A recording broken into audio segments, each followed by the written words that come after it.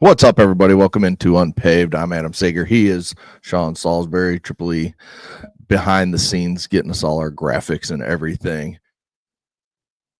Sean, we got a lot to talk about. It's almost Ryder Cup time. Tomorrow morning, they tee off. We've got an AL MVP race that I don't know how a voter makes a decision on either Aaron Judge or Cal Raleigh. And then we got Thursday Night Football. We got the Seahawks, who I think are kind of a surprise team that nobody really had as a contender to make the playoffs, but I think they're better than people are giving them credit for. And then the Arizona Cardinals are just the Arizona Cardinals we always see, but we'll break that down later in the show. But we start in New York at Bethpage Black, one of the best events that we get every couple of years when it comes to, we get the Olympics every 2 years, winter, summer, back and forth, but the Ryder Cup played on one of, if not the best course in America at Bethpage. The teams are stacked. The hatred amongst some of them is real. The fans are raring to go with who knows what's going to be said. And I want to talk about that at some point. Like, how far is too far when we talk about the golf course and how golf is so much different than football, baseball, basketball. But Sean, we are 18 hours away from tee off, something like that. Like how you feeling? Central or 6:30, 7 o'clock Central or something tomorrow, something like that. 7:10 Eastern is the first tee off, at least as of right now. Now, New York is getting slammed with rain. I saw pictures of the golf course earlier, puddles everywhere, but they expect to be able to tee off at the time that they're saying, early morning. I'm really, really looking forward to this. And how are you feeling? How does the U.S. stack up against Europe right now? I feel awesome about it. I just flew on a red eye from Hawaii to LA, and I'm sitting in LA airport for about 5 hours last night before we flew back. Got in early this morning in Texas, and the whole time I was sitting here thinking and looking and reading, going through social media and listening to the clips because of, they moved up the opening ceremonies because of the rain today, right. Did on Wednesday.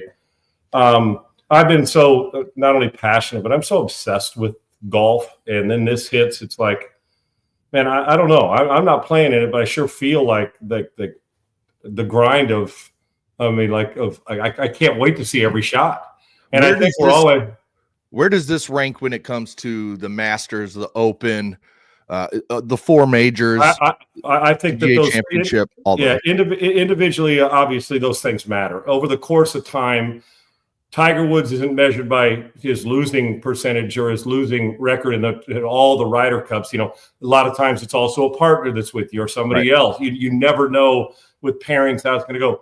We measure Tiger Woods, Jack Nicklaus on majors in the Ryder Cups. And, oh, by the way, when we get to it, we start talking about Seve Ballesteros and his impact on the Ryder Cup. Yes, it matters. Right. Put it this way. Would it matter when we're putting people in the Hall of Fame? We think about that when we're talking about like toughness and grind and team talk. It's always Ryder Cup. But we talk about the Masters all the time. We seem to focus on the Ryder Cup. It's like compressed down into, as we get into that year, every 2 years – and the months people want to be on the Ryder Cup, they want to make the Tour Championship. Most guys, when we think about this past year, we're talking about Scotty Scheffler. Very rare are we talking about he and Koepka getting smoked in the 9 and 7 in a Ryder Cup in a matchup.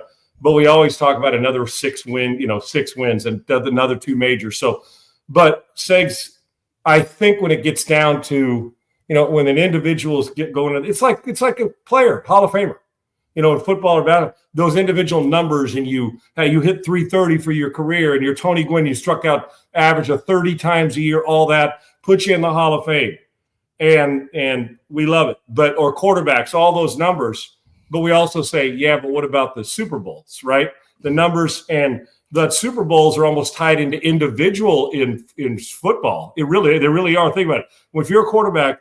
Oh, man, he put up great numbers, but he didn't win a Super Bowl. But they got to be gaudy numbers. In golf, the Ryder Cup almost is in its own category. It's almost like you're this great golfer which allowed you to play well enough to be a Ryder Cup player and get chosen or have the points to get in. But Segs, for me, I think deep down, the memories, knowing that you're playing for not only your country. You saw Scotty Scheffler with the gold medal, crying on the stand. And most of us don't care about gold medal golf Olympics. Honestly, name me who he beat. That's what I always say. Who did Scotty Scheffler beat? Was it Justin Rose? Maybe I think. I'm not sure. I think so. Yeah, I think it was Justin Rose, but we don't know yet. Scotty Scheffler stood up there and bawled his eyes out because he was representing his country and he was among a team. When it comes to the Ryder Cup, man, I'm passionate. I wish I was there. I will not miss a shot this weekend. If it means missing and having to rewatch a football game, great. That's how passionate I am. I think when it gets right, listen to the players try to describe it. You know, you want, obviously the selfish part of want to win majors. That's how we're judging in tournaments players by. But because there's been plenty of great players that have played in, think about this. Luke Donald was the number one player in the world in 2012. Mm-hmm. When he was, that was his last Ryder Cup, Segs, is the number one player in the world. It's like Super Bowl. If you're going to play him all the time, he has not played as a player in the Ryder Cup. He's been, he was the captain last time they won and is a phenomenal as the number one player in the world. 2012, he's not played in the Ryder Cup again, and he was the number one player in 2012 in the world. He is who Scotty Scheffler was when it comes to ranking. So for me, and I would imagine for them, Segs, think about anything you've ever been in. Yeah, man, you go out and play. Well, if we went out and me and you and two of our buddies played in a foursome and had a Ryder Cup competition against our buddies, and it was, we're going to talk about that forever. Individually, people are going to judge you by your individual accomplishments. But there's always this sense of how were you when you were playing for your country and your teammates. And I think when I lose in a golf match or when Rory McIlroy gets beat or Scheffler gets beat at a major or a tournament, you and your caddy and your small team, right? Your swing coach and all that, your family. When you go out there to Ryder Cup and win or get beat, you're talking about you're now representing a whole bunch of others. You feel like the weight of the world. Like, can you imagine standing over a 12-footer to win the Ryder Cup? And if you miss it, I go back to when Nicklaus he conceded and picked up Tony Jacquelin's ball marker from about a 3.5-foot putt. That was to lose the Ryder Cup. And Jack said the competition, the spirit of the competition, I didn't think he was going to miss it. And he picked it up and handed him his marker, and they tied. Now, there's people that will go nuts. And I'm not in New York. If he did that, they may go absolutely. They may their head may explode. I actually think the course of your career, you're going to go back and the first thing you say is, how did I do individually in that? But the memories, and when you say what kind of teammate were you and how big was it? It will. Rory's Masters putt to win in extra holes this year. While it matters to him and in the big scheme of things, it's huge. While we judge him for his legacy. Right. But when it comes to his countrymen walking into a pub, and when it comes to fans and those passion in Europe or here, for me, I will always remember this. If as a fan, I just think it's got more weight on your shoulders when you feel like you're winning it for everybody and yourself, as opposed to I won for myself and a few others. We judge their careers by their performance individually in majors and tournaments. I think we judge their, I don't know, what kind of, think about how Paul Azinger, how we judge, and Seve Ballesteros, as good as Seve was. But when we talk about Seve Ballesteros, when the Ryder Cup comes up, people on both sides, Americans and Europeans, are like, that dude there was he represented exactly what the Ryder Cup is. It meant everything. And bringing, Rory McIlroy tells the story. Seve was sick, and he got on a conference call with his team, and this is what turned McIlroy's thoughts about the Ryder Cup around. He said when Seve was sick and he called us on a conference call, he said, I looked around the room and everybody was crying. He said, that is when I knew how big it was. Yeah. So I think it's easier to overcome something that you yourself did for just you yourself. I think it's harder. I think the losses, Segs, individual, what have you, the hardest thing for me in my sport was when I let my teammates down. in a football game. Now that is a team sport, and this is the epitome. It doesn't get any bigger than this when it comes to teams in golf, period. We know that. But I would argue that it probably hits deeper than missing a putt to lose a tournament or even a major, because I think you almost feel like I'll get that chance again. I control that. But you don't control the Ryder Cup. You never know, like Luke Don, if you're going to play in it again. It's hard, man. So I couldn't be more pumped up. I think the weather, hopefully the gods will be smiling down. We'll get it in. I think the Ryder Cup, I think this is going to be as wow factor a Ryder Cup, considering where it is, the golf course, all the chatter talk. These guys are friends, 52 and 51 weeks or 50 weeks a year because of 2-year difference. There's that 2-week period as we get into it where I love you. Today I'm here to beat your brains in. I love the team atmosphere. I would think this would cut deeper on a missed putt than when you missed one by yourself. And that's why you talk about the team aspect of the Ryder Cup and everything. That's why I love the foursomes, the alternate shot, because it's a team game. Now, it's just a duo, so you're in pairs, but having to know your teammate so well and be like, okay, I want this from 107 yards. And that's how dialed in these guys are. It's not just 105, get me to 110. No, I want it at 107 yards, and they know, okay, I got to hit this shot 165 yards to set up this next shot, because I can't, whatever it is, to make it to the green on like a par 5, or you're setting your partner up, because if you hit it, now he's got to get your ass out of trouble. Whereas in 4-ball, which is still fun because it's still a team game, but everybody's just playing their own ball. So low score wins. Yes, it's different. But I just love the. And they got to use the same golf ball, Segs. And it's a big, when they judge it, so people know you don't get to go replace your Titleist for his Bridgestone. That's why you pair. You're always looking for, they'll be partners, and there's not many of them. You'll partner 2 guys together because they both play the same golf ball. So, and I was listening to, who was it? Was it whatever? I can't remember what player it was saying, listen, the golf ball is our most important piece of equipment. That's even more than the iron they're holding, because they know exactly how it's supposed to work for them. Right. And I say this, if you're an average golf fan, and I love the four sums, so people understand that maybe the 4 sums is alternate shot. You got to play the same golf ball, so you're hoping you both play. If you're a Pro V guy or you're a Bridgestone guy, in 4-ball you're playing your own ball and best score. And then the best score opposite, their 2 versus our 2. You take the lowest score for that, but it's alternate shot, and then obviously the singles. But I think people who don't follow golf won't set their clock by the British Open like you and I might. Right. If it's on, or when Tiger Woods was playing, they would. It's Tiger Woods. But I'll watch the John Deere Classic. Yeah. If you're not a golf fan, you are tuning into this because it's the buildup. You can't wait to see how your teammates, your countrymen respond. And so it is the format of a team game. Dude, when you're carrying the burden of a whole bunch of others, not just yourself, you put it this way. If it doesn't matter more to you, then I think you're kind of a shitty teammate. That's the way I'd look at it. So, because you got to face them, and you got to, and just the energy that goes with it, and dealing with pressure, dude.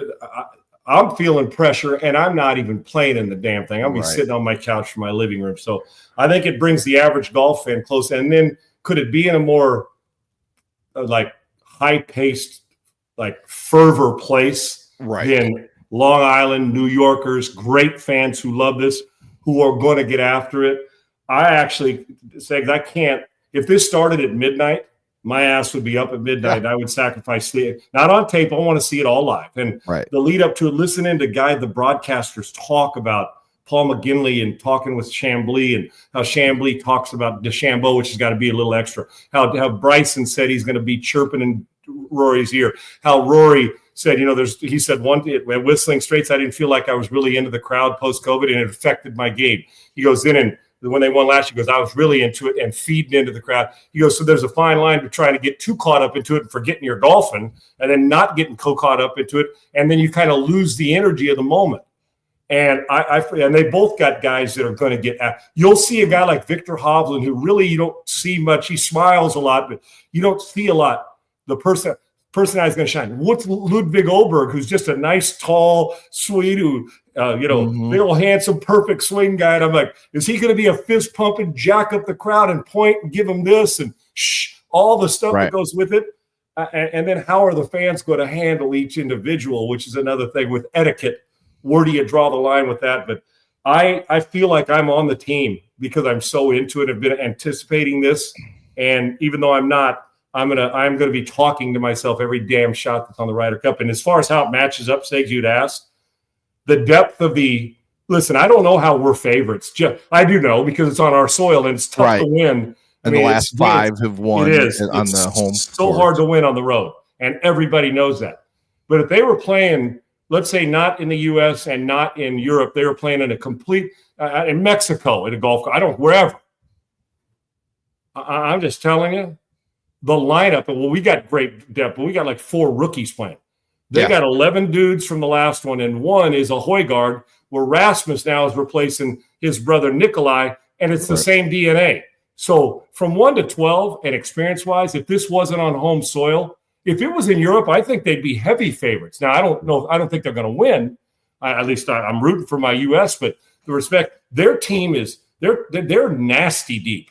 Yet here we are looking at a guy like J.J. Spawn a year and a half ago who said, I don't know a lot about the guy. Who's now the 6th-ranked player in the world, and you're counting on him to come up with some points and make some clutch shots like he did at the U.S. Open this year. So the cat and mouse game, but anybody that calls the Europeans underdogs, yes, because of the golf course and where it's located, but you can forget swing for swing. Don't feel sorry for the poor Europeans. Your ass. They are friggin' loaded with great golfers. And I can't wait to see head-to-head how they get after it in the foursomes and the 4-ball and then Sunday singles. Yeah, we'll learn the pairings for the first couple days later today at about 3 Central when they do the press conference, because normally they do it at opening ceremonies, but with it being yesterday, of course, they don't do it until the day before the Ryder Cup actually starts. So the opening ceremonies were washed out today, had to be yesterday, and we'll learn all the pairings later today. But before we talk about what pairings we'd like to see together and who we want to see matched up in singles, a big deal this week and last week was the fact that the Europeans chose or decided that they weren't going to be paid for this, while the U.S. players are getting a $200,000 stipend each. Do you think that plays in any factor when it comes to this? Do you think it shows the Europeans, cherish this more, and the U.S. is just looking for a little bit of a payday? Or is this just, hey, this is what we decided, and, good for Euros saying they don't want the money, but U.S. decided they want it? I mean, how does that factor into this whole thing? It does. Distraction-wise, especially once the tournament starts, I don't think they give a shit, right? They're playing golf, and they're playing for their country. When I say I have a problem, I don't think they should be getting paid. I don't. You're going to charge $8 million for a hot dog and all that. The fans aren't getting any discount. They're going to pay $750 to $1,000 or more ticket, all that. But they're doing it the right way, from Cantlay to Scheffler. And I love how Scheffler answered the guy. Goes, I don't. Have we met at a press conference? The guy asked a question. He said, listen, me and my wife do a lot locally. We don't like that. I'm not looking for applause, basically, or pat on the back about who we give our money to. Right. But it's a $200,000 stipend, but $300,000 extra that they donate to charity. Most of the players, if not all, I'm assuming Schauffele's doing it, Cantlay, they're going to give the money to charity. So it's double-edged here, Sigs. The Europeans are riding that pony and that horse big time. Right. Because what that is, it signifies, well, we play for passion. They have to get paid, the way that it's distributed. So put it this way, endorsements, because they play well in this, may come from both sides, where somebody says, man, what a great Ryder Cup. I want to give you a $5 million bonus from Titleist because you went 5-0 when we're all in all 5 matches. But the bottom line is that if you're the Euros, we've painted that the Euro. I asked Colt Knost this, the golf broadcaster, Segs for CBS and when he came on this show, if they're more passionate. And I think that you're going to create that any way you want. BS. You don't think that Patrick Cantlay cares as much, even though there's Rory McIlroy? Of course he does. Right. Of course, because you know what? You want to be a heel. You want to be a GOAT. You want to be a heel. You want to be a hero. What do you want to do here? And when I say the GOAT, you want to be the straw that stirs the drink, and you want to go 4-0 or 5-0 and walk out of this. Then you're legendary, man. It's etched in stone. That guy went 5-0 and beat Rory McIlroy in the singles as the fight coming down the stretch. He let it off. So it matters. They're going to make a big deal of it, and you can see the way that we do this. The Europeans will hit that, and I would too, for gamesmanship. I would hit it hard. Now, however, the reason they voted for the stipend, the truth of the matter is you're still taking that money and making a difference. This is when people bitch about it. When you look at it the other way is, okay, they gave us an extra $200,000 stipend, and I'm going to give it all to charity. There's 12 dudes giving $500,000 more than likely to charity. Think about the difference that makes in their community. So while, of course, if it was flip-flop, Segs, wouldn't you say, well, they got to get paid for theirs. We just show up as a country because we want to pay. Even knowing that your buddy, Luke Donald knows that Keegan Bradley's passion. Is there anybody more passionate to this than Keegan Bradley? I think that dude wants to fight everybody, would do anything to win. I do. Yeah. I friggin' love him as a captain. And Luke Donald's a phenomenal captain. From the golf ball you use to what weather and who's got the energy with one guy and it'll bring him up, and who's too overpowering to partner with another guy that his personality can't handle it. I'm paired with Scotty Scheffler. I'm worried about keeping up with my partner, and then you forget that you got to keep up with the other team. You're like, I'm overwhelmed, like they always said about Tiger, that it was the other that you played with Tiger, and you were so worried that he was so good that you were letting him down, as opposed to going and playing golf and beating the opponent. So it's going to be talked about, and I think it did matter. But the fact that I think the U.S. team squelched it, I'm giving my money to charity. So you can be mad all you want. I think Scotty Scheffler 2 weeks ago, Segs, went and played as all those guys. About 8 or 10 of them went and played in that tournament in wine country. Mm-hmm. And Scheffler kept getting asked about the Ryder Cup. He said, I'll talk about the Ryder Cup next week. He goes, Scheffler didn't enter that tournament as a tune-up. He entered to win the son of a bitch. Yeah. And he did. And he took a lot of time off between the last Ryder Cup, and it affected his game. So he played this time, wins it. I would expect him to be primed and ready to go. It matters. So if I was in a European team, I'd ride that horse till the cows come home, seeing if the U.S. I could piss him off and I'll say, you only play for the money. What's $200,000 mean to Scotty Scheffler? Not much. But it does mean something when he can turn around and give $500,000 total and make a difference to some family who may need a surgery for a kid, or some school who's – so – I would do just what the Europeans do, but there's no way that Luke Donald or Rory McIlroy think that Xander Schauffele or that Scotty Scheffler or that Keegan Bradley care more about it. I got an extra $200,000. Hell, that'll be spent on the champagne celebration if that was the case for either. So I think yes, it matters, but and you listen on the broadcast when you listen to the studio shows, and Paul, when they got Paul McGinley talking about it. He says, I think it's wrong. They shouldn't do it. And I do too, Segs. But now I would just say everybody on both sides, here's $500,000 that goes automatically to charity, and end it. Now, don't give me a stipend to go pay for my trips. I don't need all that. It's already been paid for. Just designate it all to charity. Then you're making a difference that way, and bam, nobody gets the extra advantage. I would like it that way. And these guys they're not playing for 1 ounce of money, I assure you. They're playing because you could make $1 billion. This ain't like you left to the Live Tour for the money, because if you let your teammates down, that money won't mean a hill of beans. The ability to give it to charity, I think, has squelched all that talk that this is the wrong way to do it. They're giving it away, and every player should give their money to somebody who needs it more than they do. Yeah, 100% agree with that. We have to see a DeChambeau Rory match at some point, right? Like it is, that will be must watch TV. I mean, if you're not even if you hate golf, when you get two competitors like that seemingly don't like each other and they're openly talked about it, if that's not one of the matches on Sunday, the Ryder Cup missed. And I know the coaches are deciding how they want to do it, and how they're up, and how many points are they up here? How can we feel like we can gain an advantage here? But it is a must that we see Bryson DeChambeau play Rory McIlroy. Let me paint a picture for you. Imagine this.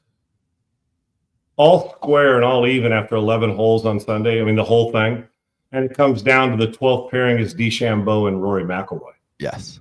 See, you also got to know going in, you're thinking, well, I don't want to leave DeChambeau on the table if we're up 6 and his match doesn't matter? Or do you throw him and a guy like McElroy out at the first of the Sunday matches and say, go set the tone? Yes, I would, because you know what? If you're Keegan Bradley, I'm anxious to see how Rory, as good as he is, does deal, because Rory's used to coming to the U.S. and people treating him well. Right. They love it. They are. And now, so we'll wonder. And then DeChambeau, I think this stage, and Xander Schauffele said it the best. He goes, this guy's a gladiator. You listen to Scheffler and those guys talk, that they say they can't wait to unleash him because this stage is set for him.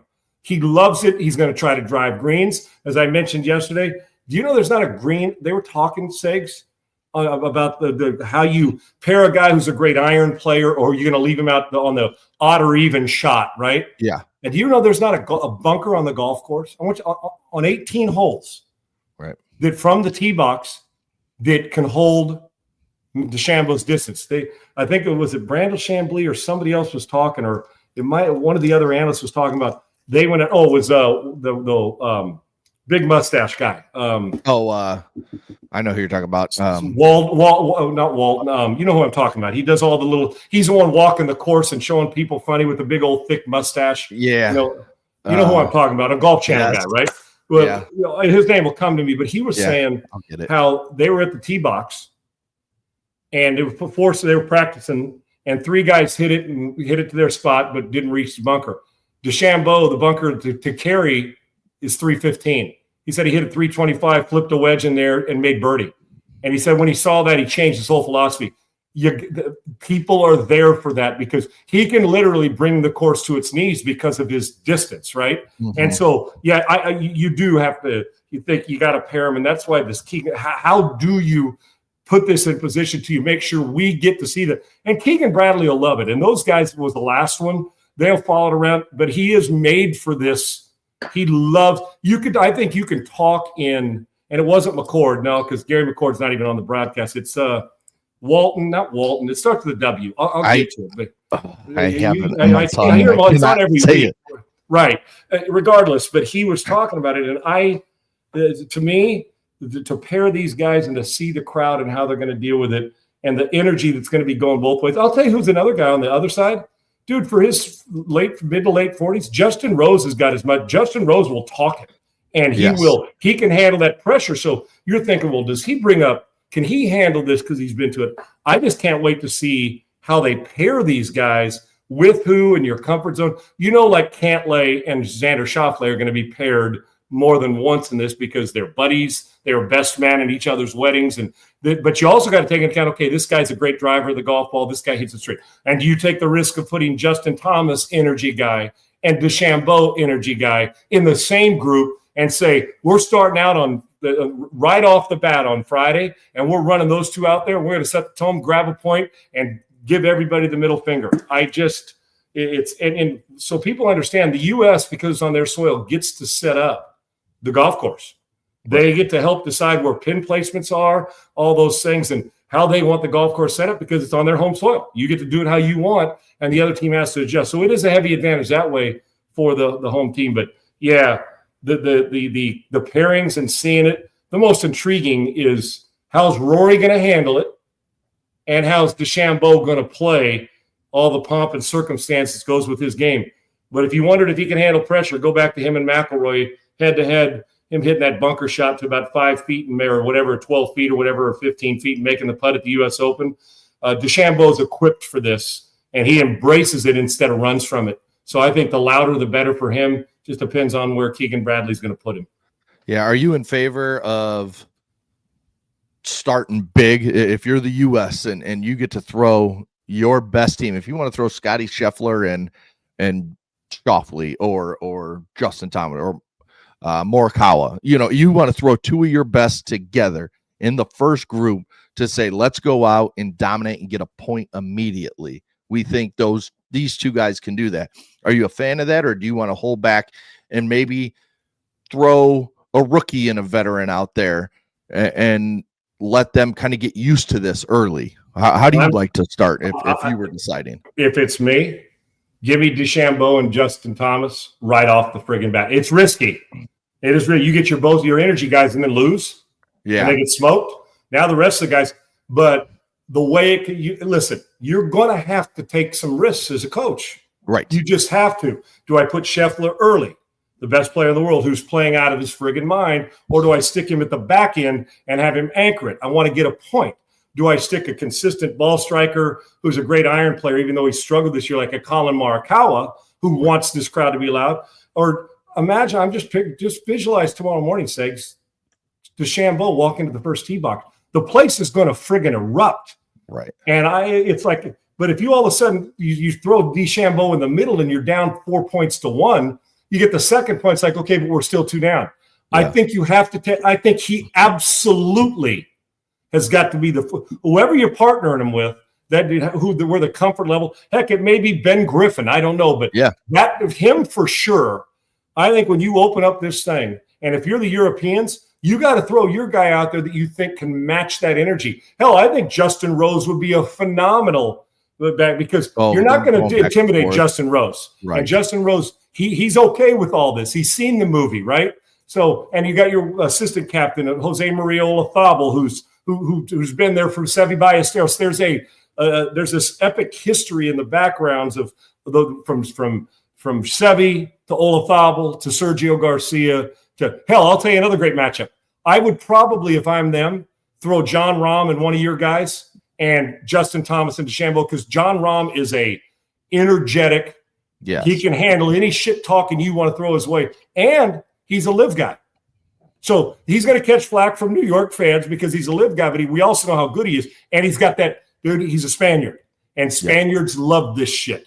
Think about it. And I mean that as a compliment. And I heard Paul McGinley say it. He goes, when you go down the list, there's this different energy about them. And so I'm going to say this. I would not be shocked if Rahm is in there, one of their guys, and DeChambeau and whoever they're paired with coming out, because it's probably going to be Rahm and Tyrrell Hatton to start. Yeah. Counter with Justin Thomas and DeChambeau. Now, dude, you got 3 live guys with energy out and then you got Justin Thomas, who's an energy guy and can handle it. You've got to counter it. It will not shock me if that pairing is against DeChambeau and whoever else is pairing. But I want to start it off. I want the crowd going nuts, Segs. I don't want to have them sitting on their hands till the 6th pairing. I want them coming out. And DeChambeau's presence alone says they'll be out of their mind with energy. And we'll see if somebody may snap hook and miss a damn shot on the first hole, because I know damn well I would. But yeah, sure. I'm not waiting for the energy to kick in. I'm going to create it by my pairing on the first hole for sure. Yeah, and if you're the Ryder Cup, if you're TNT, you want that. You want that DeChambeau, Justin Thomas, John Rahm, whoever. Tyrrell Hatton, yes. And he'll get pissed, Segs. Hatton wears the most on sleeve. He'll drop an F-bomb, be pissed as hell, and then put a smile on his face. And he loves the antagonistic part of it as well. Right. There's no doubt. So, I mean, getting the people watching immediately at 7 a.m. Eastern time, 6 a.m. I mean, we'll be up watching 6 a.m. on TNT, those first tee shots. And if it's that group of those 4, that crowd is going to be insane from the jump, and the ratings will jump immediately. Oh, and it'll just be nonstop watching from then on. Segs, you're a huge golf fan, but when's the last time you anticipated a Ryder Cup like this? Not like this. I mean, yeah, every couple of years it's like, oh yeah, Ryder Cup's coming. You're like, cool. You've been this year. It's been shit. Like, yes, like since the summer, you're like, oh, how can you set these teams up? Who's going to get the automatic qualifiers? Who's the captain's picks? What are they going to decide? It's just, this one just feels different. Right. And tomorrow morning, I'm going to apologize to my local iHeart Sports Talk 790 fans, because the show starts at 6 Central. Yeah, you're going to be like looking on in our studio. Yeah. I hope you understand that if I get asked a question and I'm like, answer it golf wise when you're asking me a baseball question. The Astros just hit a triple bogey. God damn it. Rahm and DeChambeau. Yeah. So be patient for 4 hours, because I may have to ask you to repeat your question when you call in, because I am going to be fixated tomorrow morning on all of it. But yeah, the Ryder Cup to me, dude, it matters. And you had mentioned earlier, Segs, maybe you were just going to get to it, but where's the line, fan wise? That was next. Yep. I was listening to Tyrrell Hatton was talking with what's our guy's name? that he's a live player, and he's played like 6 Ryder Cups. He's always opinionated, skinny guy. I'm not sure. Gosh dang it! Let me look real quick as you're talking. Now I can't remember. I can't remember the broadcast. I'm so into this Ryder Cup and still a little hungover, not hungover alcohol wise, but from the trip that I said you can't remember. Let's see. European Ryder Cup teams. You know who I'm going to talk about. A lot of people don't like him because he's got an attitude, but he's smart mouth, but really bright guy. His kid plays on the. He's one of the great amateurs in the country too. He played in the AM. You know what I'm talking about. Yeah, I can picture him. Keep talking, Segs. I'm trying to think. I'm trying to look up who. And it's going to hit me right now. Come up with it, but European. Yeah, while you look that up, I'll talk about like when we talk about going too far. When we talk about to me, going too far is when you start chirping certain players about their family or their kids, or if you're talking about, hey Rory, you blew it in this tournament or this Masters, or hey, don't choke another one away. That stuff, to me, that's part of the Ryder Cup. That's the kind of stuff like you just don't get personal with it, in my opinion. So it's just the fact that this is always such a raucous crowd on either side of the pond that they deal with every 2 years. And the fact that you get to make a little more noise, you get to say things that maybe wouldn't fly at normal tournaments, that if you said at Augusta, you're banned from even ever going back to the Masters. That is going to be, it's always a storyline. How far do the fans go? How into it are the fans? And we see, over in Europe, they're insane when it comes to just them screaming and yelling constantly after every shot. No, boos and cheers after every shot, no matter who hits it. If an American hits it over there, it's constant boos. And if he hits it out of bounds, the cheers go. That's the difference in the Ryder Cup compared to the Masters or the Open Championship or the PGA Championship. When a guy screws up, you never hear cheers. Right. I'm talking about Ian Poulter. Ian Poulter. Ian Poulter. That's exactly right. So with him, he was talking to Terrell Hatton, and he was saying he's insufferable. He was antagonized. He says, what we don't do in Europe that they'll do there, hey, he said, get in the hole. He says, you dumb son of a bitch. Basically, he said, it's a par 5. He said, we don't do that here. They do it there. And Terrell Hatton starts laughing. They're egging each other. Because Poulter is a perfect Ryder Cup guy. Yes. He's not on this team because he's played on a lot of them because he understands the history. He is an antagonizer, but a damn good player, right? So he's antagonized. And so that'll fuel the fire of how the U.S. Basically, what you're saying is that European fans are more intelligent, in a roundabout way, on golf than U.S. fans. It's not true, but it's a good little dig, even though Poulter plays a lot of golf here, right? Segs for me, I think that the line is get after and be loud, stay away from personal attacks, and don't talk in their swing. All the leading up to it, talk when they're done and the guy misses the shot, let him have it. You should, and if they don't expect it, then they shouldn't be playing. Right. Let him have it and get after it. But that one fan who's the guy's in his backswing and yells, "You're the man," or "You suck, McIlroy," and he can't pull the club back because it's like a kicker getting ready to line up to kick sakes, and you got one timeout left, and you throw the timeout as he swings through, and your head, do I swing through this thing? Do I kick it, or just add it and then let him blow the whistle? Because there's that hesitation. If I'm a kicker and they got one timeout left, aren't you sitting there saying they're going to call timeout, so you're a little hesitant? Yeah. Other than saying, I don't care, I'm swinging through it, and they're not going to use their timeout. It's the same thing here. How do you approach it knowing that there may be one guy or two, and I hope that we don't come out of this Ryder Cup saying, passionate fans, great, but every third hole there was an asshole that ruined it for everybody else. Let them play the great golf, get after it, stay away from families and cussing out kids and cussing in their backswing. Let them play golf the way it's supposed to be played.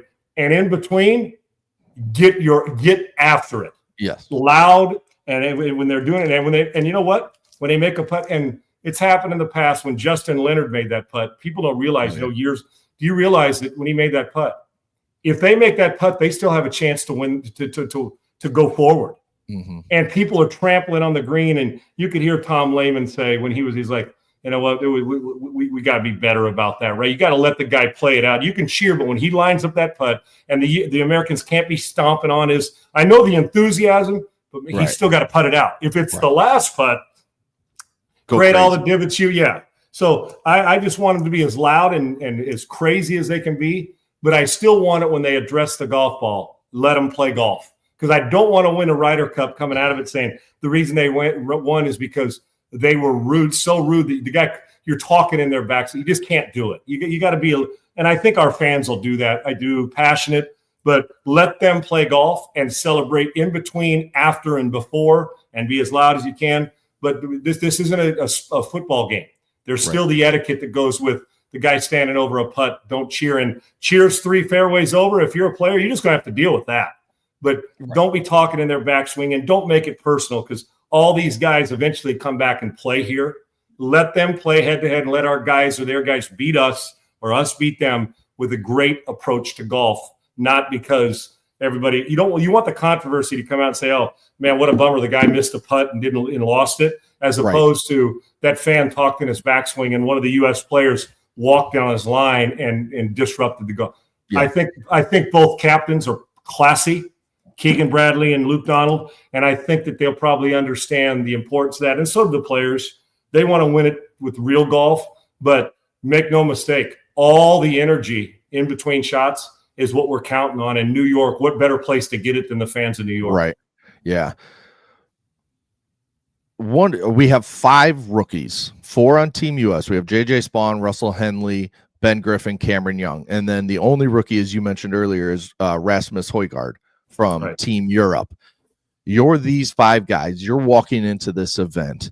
You know, I'm sure they know where they're going to play, when they're going to play, that kind of stuff. Their captains have told them that. But they walk up on that first tee. What is going through their mind, especially if you're Højgaard here on Team Europe? And that, I mean, the other 4 on Team USA at least have the crowd behind them. They are getting cheered on. You're Højgaard, you walk up. I don't care if your brother's played in it, your mom's, I don't care who's played in it. His brother, his twins told him a million times, here's what's going to feel like on the exactly. His brother played on their soil, though. Different story. Exactly. Yeah. And that's where he's going to walk up, and this crowd is going to be booing him and getting after him until he takes his shot. And if you're him, what is that got? I mean, you've went into, in college playing for USC, go play at Notre Dame. Playing as a rookie, playing, UCLA. You're playing in these big spots, where these big stadiums where everybody hates you. What's that feel like, and what's this got to feel like for Højgaard when the first time he steps to the tee and takes that first drive? It's a mix. First of all, after you shit and piss yourself about 4 times, and need a couple times. We used to joke at our games with a guy doing. He say, "Hey man, make sure you bring out your third jock strap, your third pair of pants, because you're going to need them by halftime." To get what it's going to feel like. The similarities, like as a quarterback getting your first start, or on the road, which I did in the NFL, and we won, and I played well. Segs, it's that fine line of. You're going to be a hero, or are you going to be the reason? You're going to be the reason why. Am I going to be the reason why we lost, or am I going to be a big reason why we won? And I know in my first start, we won at the Rams, and I played well in my home. Aside from it being my first start, an hour from my home on the road, but it was in Anaheim playing the Rams, and I'm from San Diego. So it even added a little more. I got to play well for my family. I would imagine he's leaned on his brother a lot to that first tee. The truth is, though, these guys know how to take a golf club away and square it up. I guess the best way I would describe it, Sigs, I embraced the nerves, man. I knew they were coming. When I say scared to death, not afraid of the competition. And it's like, now, if you and I were going to play, and it was like this, we're playing it, it's like, damn, can I hit this ball straight? They know they could, it may be a little offline. They're going to find their golf ball. And as football, I knew that, okay, if I threw the first one incomplete, I'm eventually going to get completions and get rolling, but it's that first snap under center. The truth is, anybody that tells you they're not, even though I felt poised and ready, I'd put all the preparation. I knew I was ready to play, but there's still that, am I ready to play? What are they going to do different? And one thing they don't have is somebody punching them in the face while they're hitting, but close enough in golf. This would be about as close to a punch in the face as golf as you get from an opposing fan. I guess, Segs, you lean on why you're there in the first place. And I think if you fight, and I didn't fight it, but if you fight where you are and look at the situation as the whole world's watching, even though they're not, a lot of the world, but the golf fans are, if you look at it, it can be overwhelming. You almost got to look at it like, okay, when I get right down to it, as I address the first tee, you almost got to embrace it and play along with, they're going to get after me, and I can be the quiet, I can be the guy who shuts them up. That's kind of the way I've played at quarterback going on the road. It's a sign of respect to get booed on the road. Right. It sucks to be booed at home. Now, can you imagine playing at home? You snap hooking and getting your ass kicked 9-7, and then you have to go and face it. Then the next round's even worse because you're like, my God, I let my team down. How do I get back into this? So, listen, and it won't just be the rookies. Now, one thing we know, the reason they're here is J.J. Spawn knows how to hit a 65-foot putt with pressure on it at the U.S. Open. He's seen it. So lean into that. And if you're Højgaard, I almost think it may be better to do it on the road as a rookie when you're playing a road. I liked my first game being on the road starting because it just got away from the being in the ticket business. I could just focus on my job, right? And knowing what was coming from the fans. When it came for him, if you're Højgaard, you lean on all the clutch shots. And I know visualization, you got to lean on, say, I've hit this shot off at first tee with a dog leg right 50 times in my life. I know how to hit it. And if I miss it, we'll make the second one. I'll be fine. But I think you got to lean into embracing how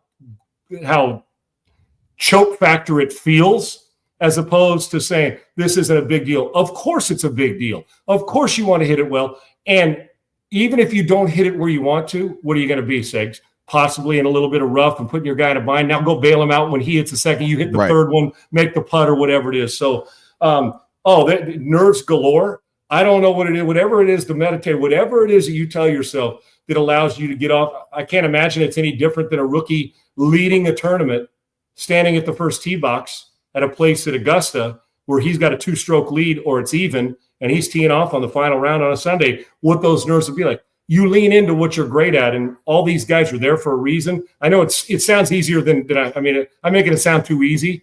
Listen, I almost think you got to embrace the crowd and let them get after it. And if they're quiet, step back and go through your pre-shot routine and hit the ball. And once the first shot, like anything else, Segs, is done, now you're back into, honestly, in the military, you're playing golf. Right. You are literally playing golf. So but make no mistake, they'll want to throw up. Listen, I know guys that threw up before every single football game, veterans and rookies alike. Maybe Rasmus Højgaard has to blow chow before he goes out there to feel good about it and let it rip, whatever it takes. But the one thing about it is this repeatable stuff, they've done it a million times.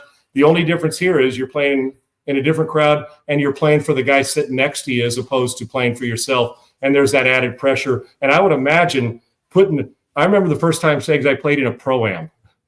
I was playing in a Pro-Am and it was at noon. And I teed off at noon with Mike Modano and a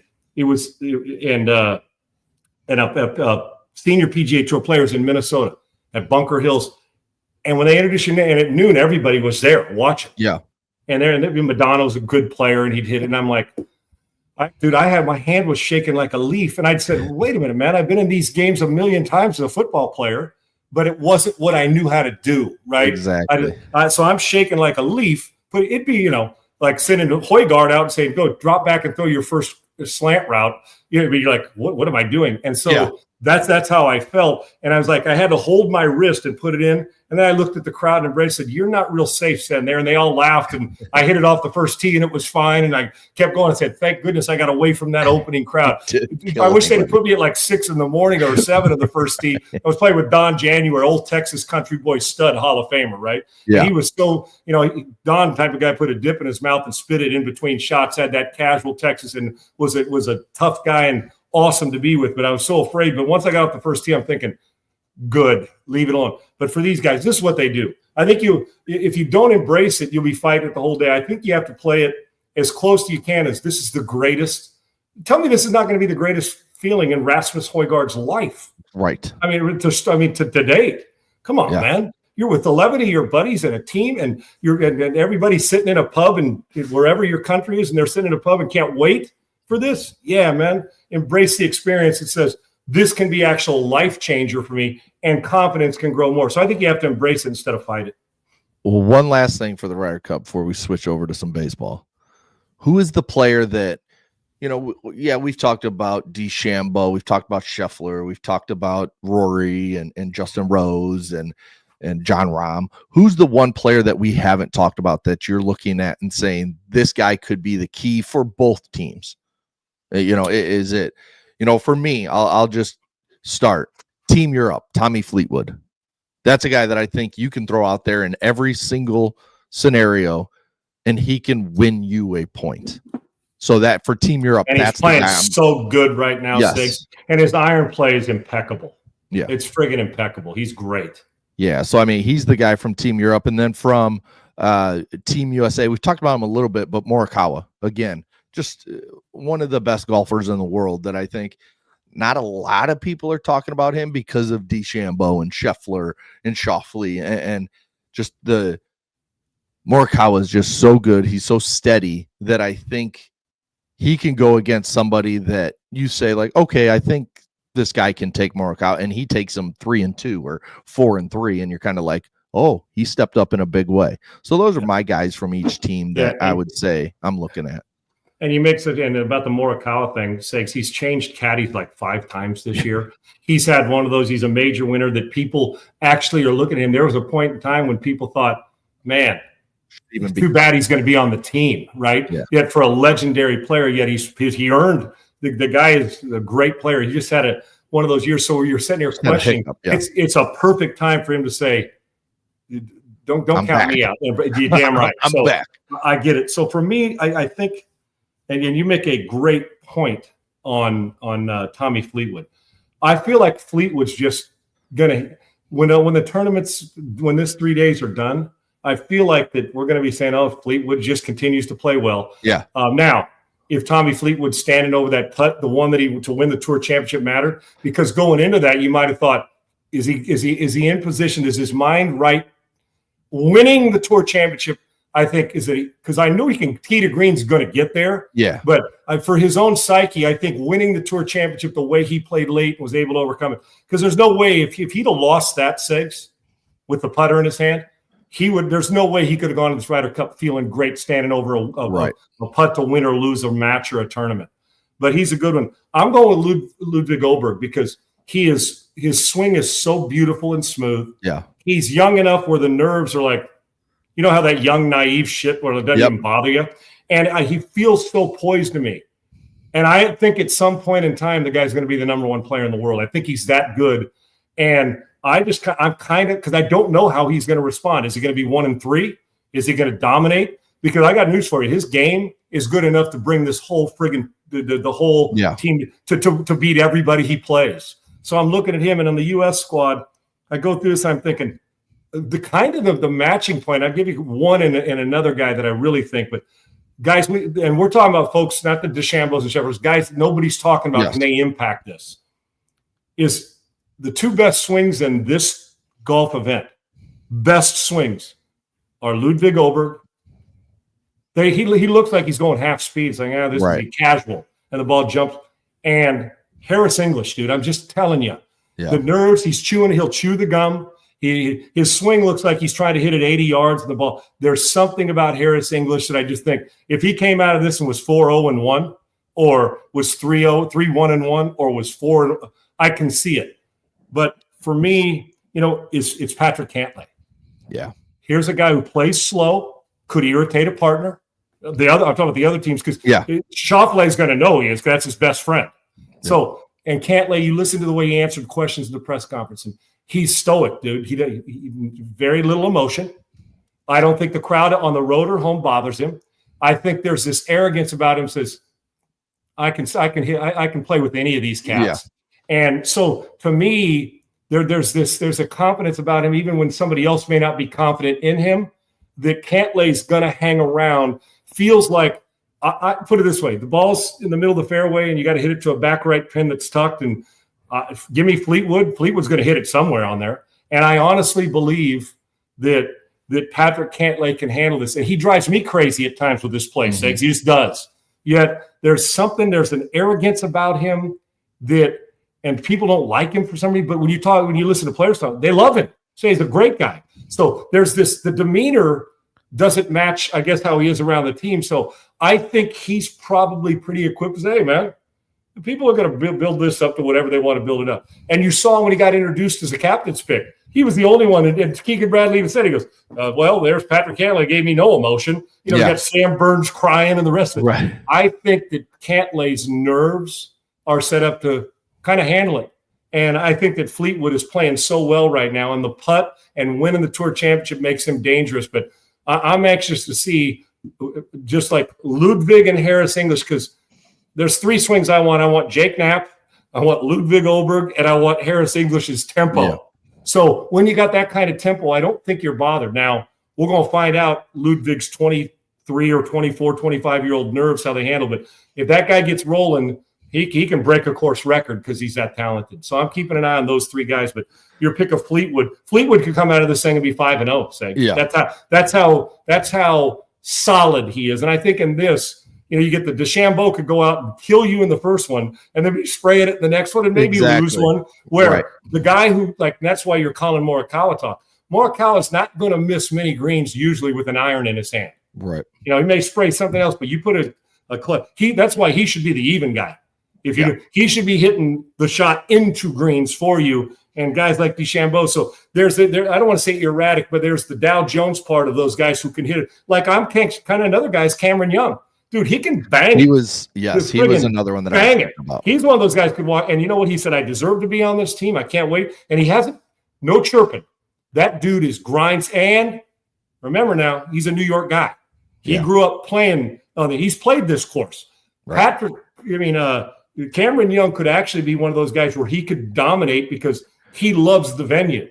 And that's important here because familiarity with these golf courses, when you're playing, when your nerves are in your ass, I'm anxious to see how he handles that because he said, I want to be on it. I deserve to be on it. I should be on it.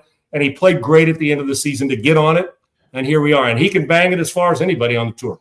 Yeah, we're just about 18 hours away from the start of the Ryder Cup. 7:10 Eastern tee off for the first group, and we'll learn those groups later today just about 2 hours from now. We'll learn how the pairings are set up for the first day as the captains announce them. But Sean. Segs, before you go, let me just jump in here and give you a little bit of love for my guys, my Spindle Tap folks. The tap room in the outdoor park is on 3.5 acres. Segs, you were here. You know how the Spindle Tap, the facility is off the charts. And whether it's, you can see behind me, whether it's the mocktails and the beers up here, whether it's a light beer, a Mexican beer, a Pilsner, IPA, double IPA, they have it all. The activities, they've added a new big beer hall. They throw great parties. They've got pickleball courts. The food's off the charts. I'm telling you, the best brisket ramen in the country resides at Spindle Tap.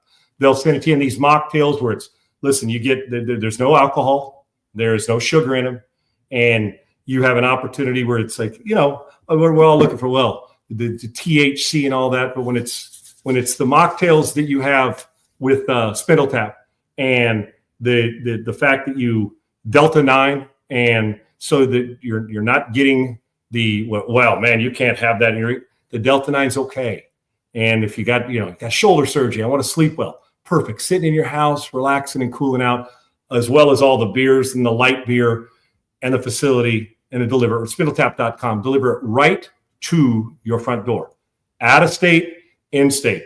I'm just telling you, anybody that I've sent it to said it's the best beer on the planet. They love it. And they continue to come out with their seasonal beers and introducing new beers, whether it's the Houston Hustle. They have got it right. You got the El Rancho, which I talked about, the mocktail. They got the Tall Boy, heck, 5, 10, 20 milligrams of Delta 9 THC.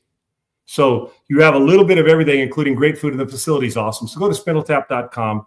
Heck, call Spindle Tap and get a hold of my guy Brody, who runs the whole show. And I couldn't be more honored not only to have them as an advertiser and a partner, but to be part of their family. 713-325-1477, and jump right in and say, Sean told me about these mocktails. Bam, jump all over. Sean told me about these incredible seltzers. Bam, jump all over.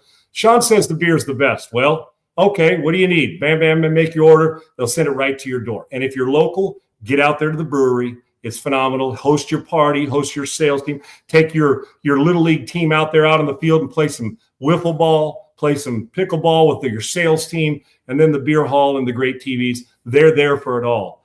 When you go through people you want to be affiliated with, you say, okay, well, what am I looking for? Well, I'm looking for something, whether it's putt-putt, golf, cornhole, pickleball, but I want a partner that thinks like I do and provides an unbelievable atmosphere, but you also got to have a great product, and they do. From the food to the beer, the service, the new outdoor area, Stay Connected, heavily hopped since 2015. They take beer seriously, but they make it fun.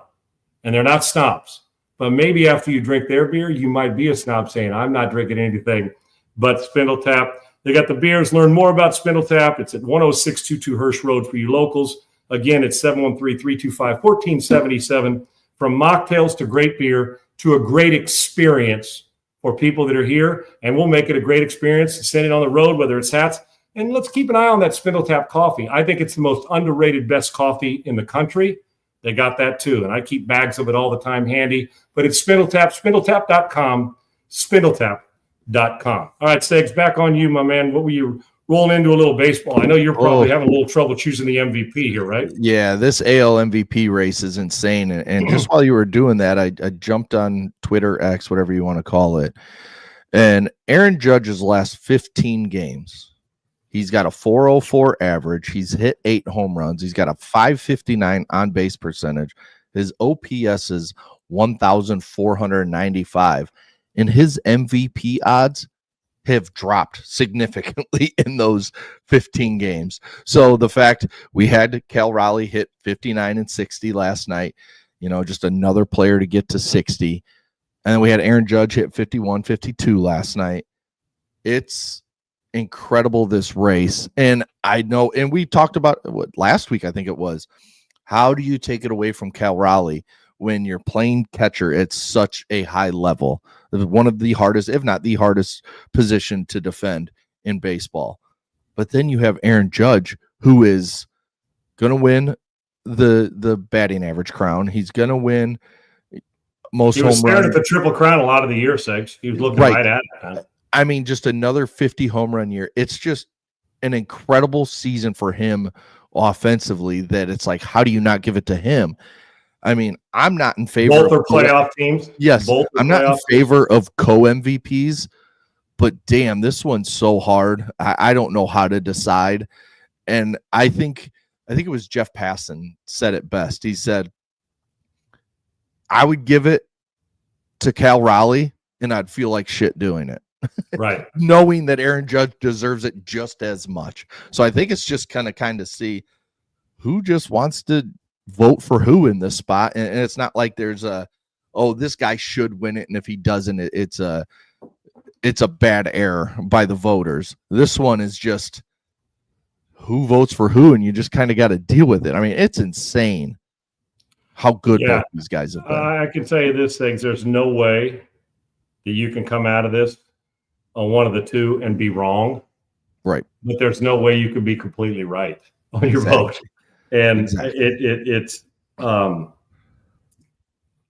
trying to figure out how I would vote, because you talk about Judge plays, important in the outfield. He's been able to play center field and right field. We know his game. People said he needed to step up his average and cut down on strikeouts. He's done that. His team's in the playoffs. Seattle's in the playoffs. Seattle's run, and it's been because of the way Cal Raleigh has been unbelievable down these since like August to now, Segs, with the way mid-August or September through September, they've been phenomenal. I don't know what the right answer is, and I don't sit on the fence with this. Normally when you say, well, you could give it to either guy, we like, oh, okay, you give it to either guy.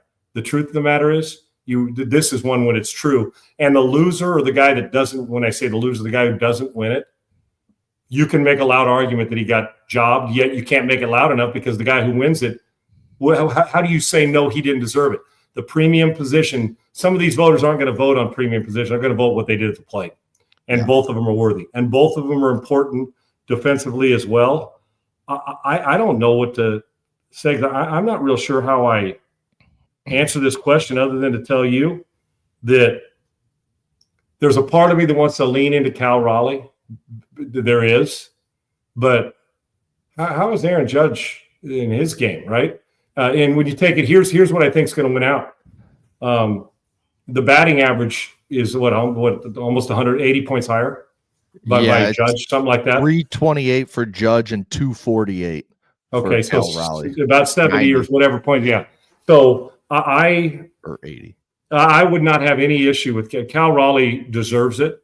Aaron Judge deserves it. If there was ever a time you thought two guys should win it, it's now. Now I don't know how they'd feel about being co-MVPs, but why wouldn't you want that, right? But it's not like you can. If it was one guy voting saying, "Oh, we're going to take and we're going to give it both," I don't know the individual voters how they're going to vote it, and they're going through. I guarantee they're going through the same thing.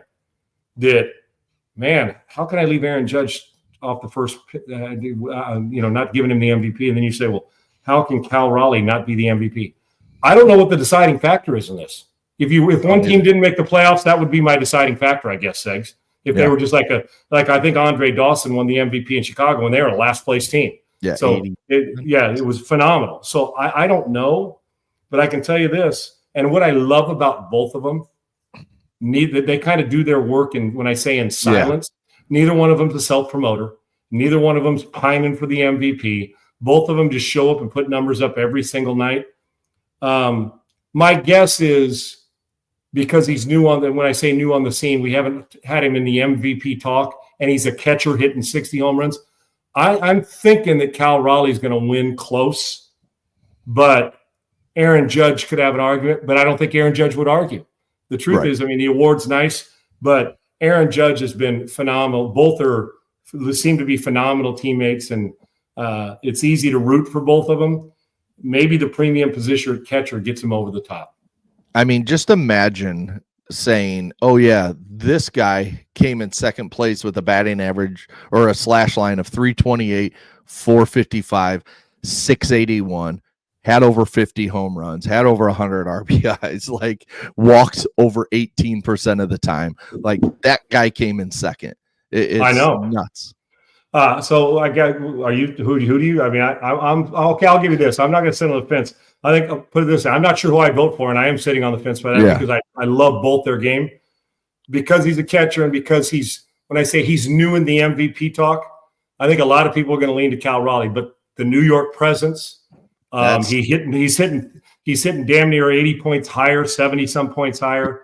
He's gotten better, and you think, well, how is Aaron Judge going to get better? He's cut down on the things that he needed to cut down and gotten better.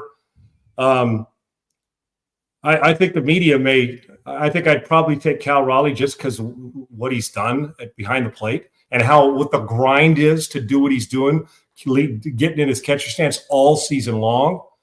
And I'm not going to say that Aaron Judge is just going to win because he's in New York, but maybe there's an affinity for a guy, the fatigue of, it's Judge, it's Ohtani, it's every year. Those guys are always near the top of it. And here's this guy who comes up. So maybe the newness of Cal Raleigh sways somebody.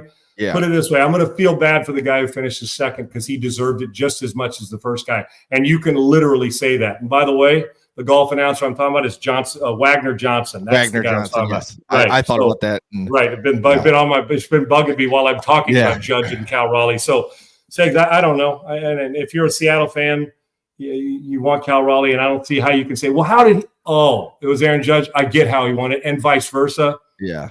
I would love to see it co-MVPs, but I don't think you're going to see it. But it'll be I don't know how you decipher or they're able to discern which one had a better year.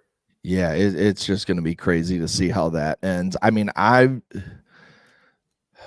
think I'm probably leaning Judge just a little bit. I think he's probably going to win it. Agreed. I mean, with New York, and then it's not like it's New York and Boston or New York and Chicago or, it's West Coast and it's New York. And we always seem like it kind of leans East Coast over West Coast when it comes to this kind of stuff because the Mariners play late games. and not everybody's up watching them. More people have seen Judge play this year than Cal Raleigh. Yes. Just like Andrew Luck when he was at Stanford, playing that night game. A phenomenal season, could have won the high. Not enough people saw him. And I will say this, that, and this isn't the right way to do it, but there's a part of me that says, okay, who would you expect to have a season close to the season they've had this year, next year, the year after? Right. It would be Aaron Judge, I would say. Yeah, you know what I'm saying? Look at Judge's. So I said 328, 455, 681. Last year he hit 322, 458, 701. So I mean, he's almost matched last year, which was a historic year. Do you know how hard it's going to be for Cal Raleigh crouching to do again, to hit 60 home runs in bunches like he's done it?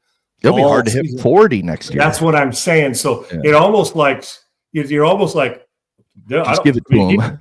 He could hit 40, and we're going to say, "Oh, what a disappointing year for the year," which would be unfair to him. So there's almost this feeling of, we do it in the NBA. You could have easily given the MVP to Nikola Jokic again. His numbers have been better.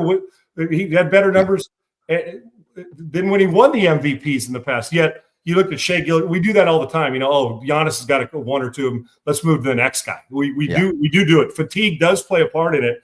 And I don't know if we have Aaron Judge fatigue because he's such a good dude, right? And he's not a self-promoter. It's hard to get tired of Judge, but the other side of it is neither is Cal Raleigh. So maybe simple. We've always know that Judge is going to come back and repeat. Can Cal Raleigh do it? This may be the year. I'm going to lean towards Raleigh, Segs, even though I think you're right that Judge probably wins it.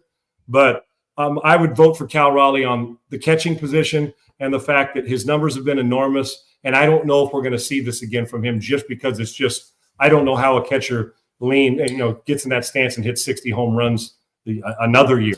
40 home runs, what a down year for Raleigh, when you'd say that would normally put you in the MVP talk.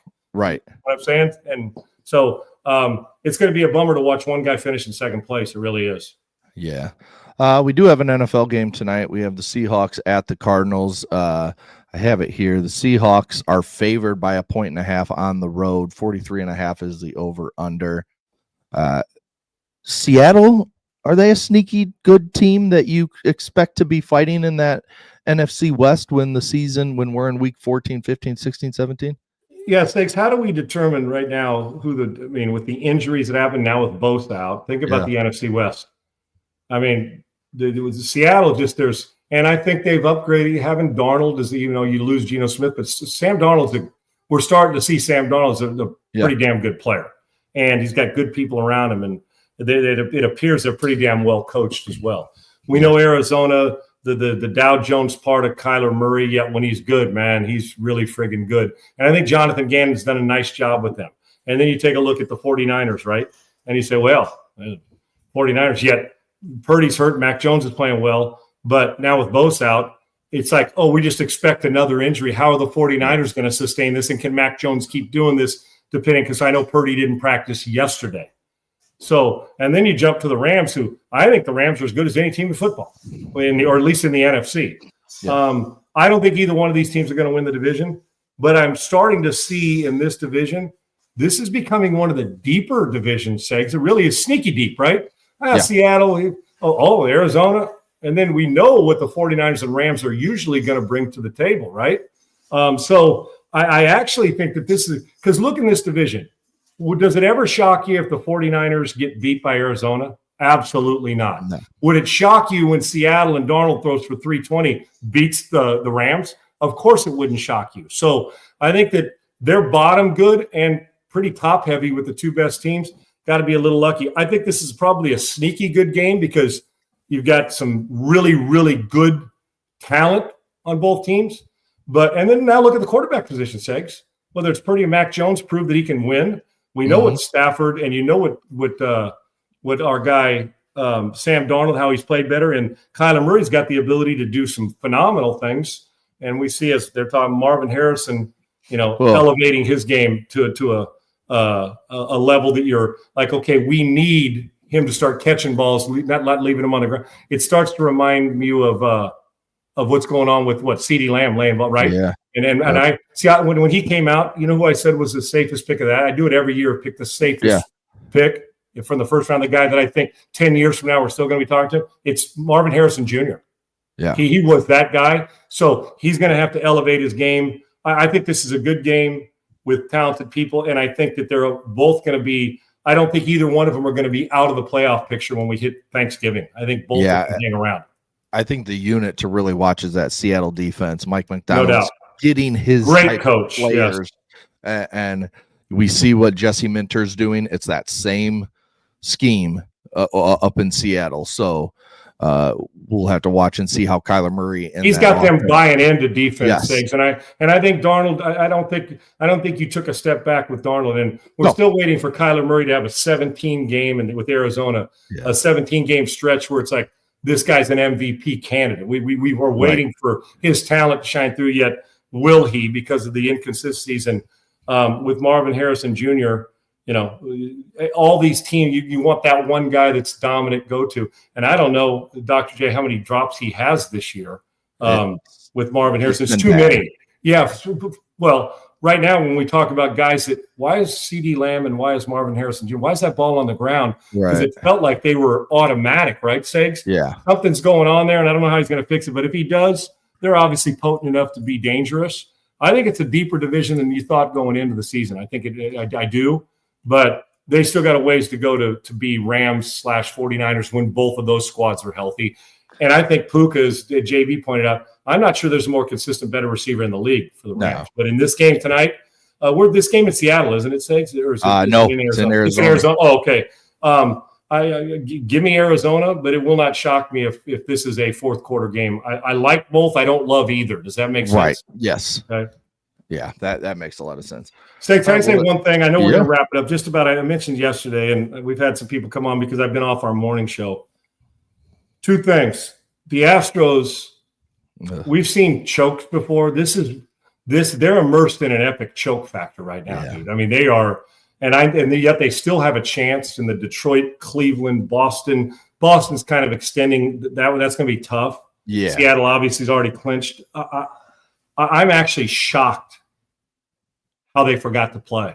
I am. I can't. I mean, since I've been on the road, I'm like baffled. I understand how Seattle comes in, but Seattle, they humiliated you, and now the A's are doing the same thing. So we're in the middle of an epic. And we can talk about injuries. I know that's the excuse make, but you still got to show up and play. And it's like they've skipped out on these. It's a weird watch. And with the Texans, I'm telling you, that defense, Segs, they don't give up. They don't give up much. That offense should be playing on Friday nights right now. Right. That's where they belong. And I can't believe I'm saying that.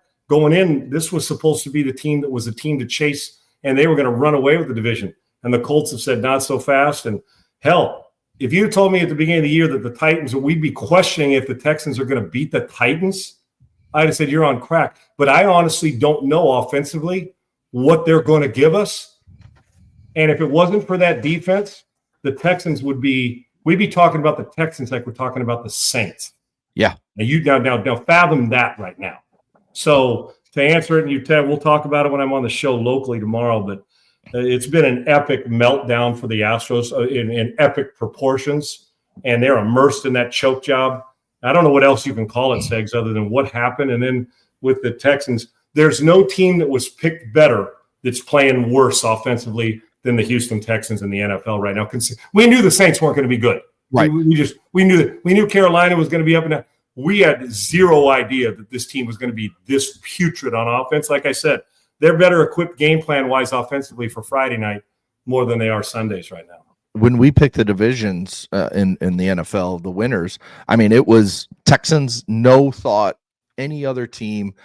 No other teams making the playoffs. Hell, we were thinking the other three teams might be picking in the top 10. All three of them.